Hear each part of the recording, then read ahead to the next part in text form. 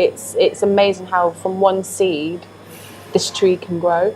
I think it's really important to just quickly link it back to Oxford, because I think stuff like the Young Women's Music Project, the Art Centre, even the YDP, these are I think these opportunities are quite unique to kind of East Oxford. It being I'm really cautious about saying deprived area, but essentially it is. Absolutely. Hence why stuff like music videos are such a big deal for us, because we don't have those opportunities. Absolutely. You know, it's not like London. No. Where you can. I said to someone the other day, actually, I live in South East London now, and everywhere across South East London, I think London's kind of bowl shaped, but everywhere across South East London you can see like the Shard, the BT Tower. Yeah, you can from here as well. And it almost makes you think like, I can see opportunity, I can see wealth. And in Oxford, in Blackbillys and Cowley, you don't really see wealth and opportunity, especially in the creative standpoint. Absolutely not. And that's why I think it is so important. I mean, I don't know if it's changed now, but in terms of the creative sector, it's so important to keep that alive. And it's people like, say, for example, Zara, that are trying to keep the music scene even for just young women, for example, because obviously BG doesn't exist anymore. But even what BG did for people, definitely, regardless if they want to admit it or not, it did shed loads for people, you know, and just keeping the fire burning when it comes to creativity is so important, especially in somewhere like Oxford. Because you are, it is very, it's almost, you have to live up to the standard of, you feel like because you live in Oxford, you have to be academic and, you know, you must aspire to be someone who, I don't know, has a really, you know, well-paid job and all this, that and the other, and blah, blah, blah, and whatever. But actually, it's really important for young people to know that it's just and for adults actually, when it comes to kids or whatever, that it can only just take a little seed.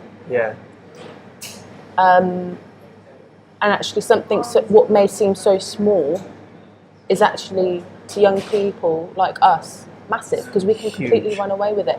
Look at our careers.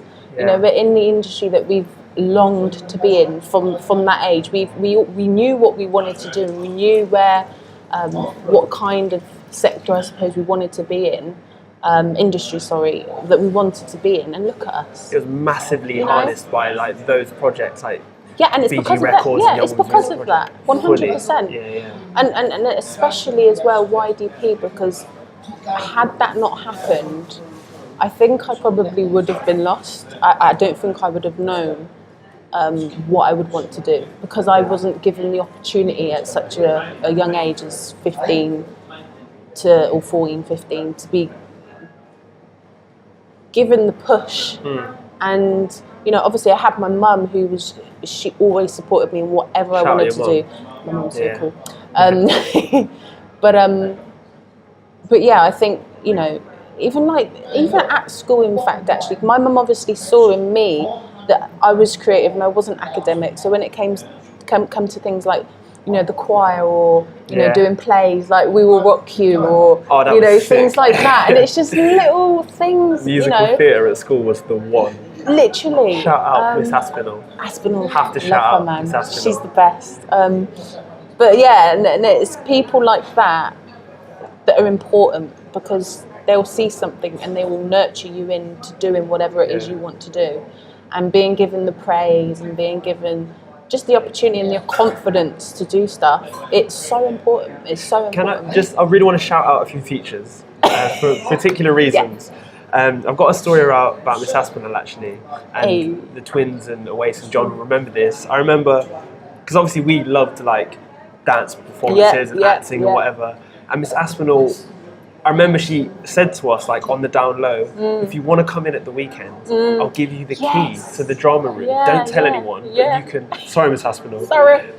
You don't work at the school anymore, so it's all right. But yeah, I remember me and John specifically used to come in at the weekend and just rehearse like music stuff. Yeah, absolutely. Because she saw that we had like a passion and a talent outside of like the curriculum. Yeah, absolutely. Same with, I got a shout out. Oh my God, I've actually forgotten her name.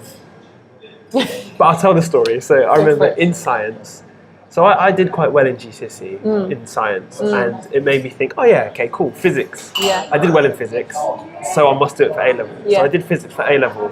But the reason why I did well in GCSE is because we had a teacher called Mr. Gale, who was great, really fun, really passionate about physics.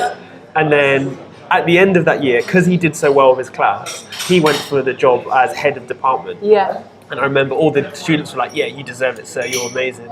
But he didn't get it. Oh, did he not? And he was quite bitter, so he left and went to Cokethorpe, Yeah. which was like this posh boys' school. Probably not even that posh, but to us, everything else Yeah, was posh. yeah. And I remember all the students, myself in particular, was really bitter about it. So Yeah. this woman who came in to take his job, I just didn't want to like her. I just thought, Yeah. even if you're nice, you replace Mr. Gale. And I dislike you for that reason. And I remember... Stay true to Mr. Gale. Yeah. So the jump from GCSE to A level was really hard. Yeah, yeah. And I wasn't prepared it's for mad, the amount of independent work I had to do. I never really worked outside of school hours. Yeah. And I remember I had all this homework and I never did it. I remember one time in particular I came to the class and Miss, I can't remember her name, but yeah, Miss was like, have you done your homework, Silas? Yeah. I was like, no, I haven't done it, Miss. And on top of that, I was like falling asleep in lessons. So she pulled me aside one day and was like, Silas, you're really slacking. I'm really worried about your performance. I don't think you're going to pass at the end of the year. What's going on? I was like, Miss, I'm actually recording an EP. So I've been at studio really late. I've been up late at night writing lyrics. And she's like, Silas, you need to get some priorities right. You're in school. You need to pass your A levels. Music's just a hobby. Leave it alone. And I was like, no, Miss, I'm actually really good.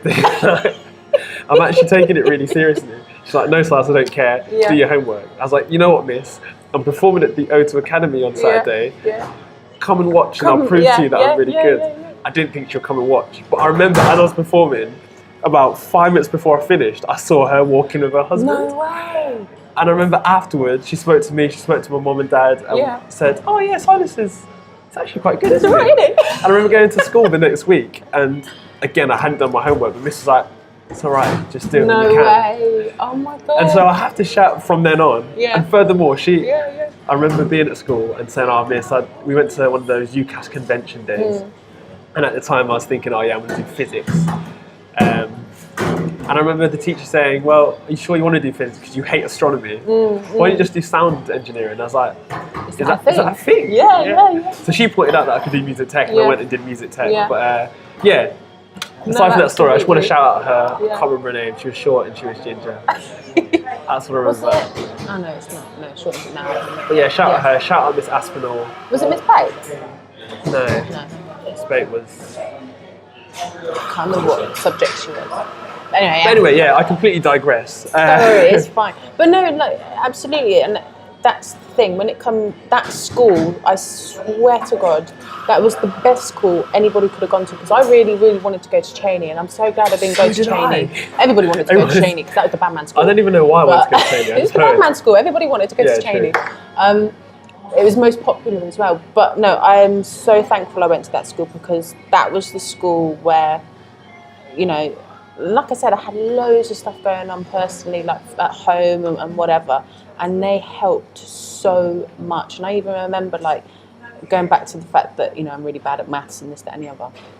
It was a matter of sometimes things would be that bad that I just wasn't paying attention at all, that I would sneak out and I'd skive some lessons, and teachers would find me in the piano rooms, and I would just be playing the piano. Yeah. And I'd open up the window and play really loud so everybody could hear it. Yeah. And I remember it was Sarah Flexon, actually, I think it was. Yeah, it was Sarah Flexon. Shout out to Sarah Flexon, she's the best as well. Yeah. She just knew why I had to do that, because it helped. Again, creativity. This is how much creativity is so important, because it just helped. It was like almost like a therapy for me. I didn't know it back then, obviously, but for me it was just like, I'm just going to have some Musa time, and I'm just going to play the piano. I'm not the greatest at it, but I will play it. And that's all I wanted to do. I just wanted to get out of those lessons that just did absolutely nothing for me. I couldn't concentrate. When it comes to something creative, again, it's just like, this is fine, I can deal with this. Yeah. You know? And I don't think I was ever the kind of person that was going to excel in academic subjects such as maths and English and whatever. My GCSEs were all right in terms of, I think I got a C in English, and that was only because of Miss Hermacheska. Hermacheska, Yeah, she was amazing because she got me. She understood me because she even would take time out of her, you know, personal life. Even she would stay behind school. She would stay with me in lunch because I was actually put in the wrong set. I think I was put in the second set.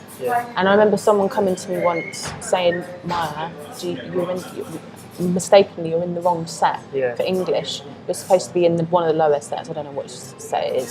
And she was like, "Do you want to go into that set?" And I was like, "No, it's fine."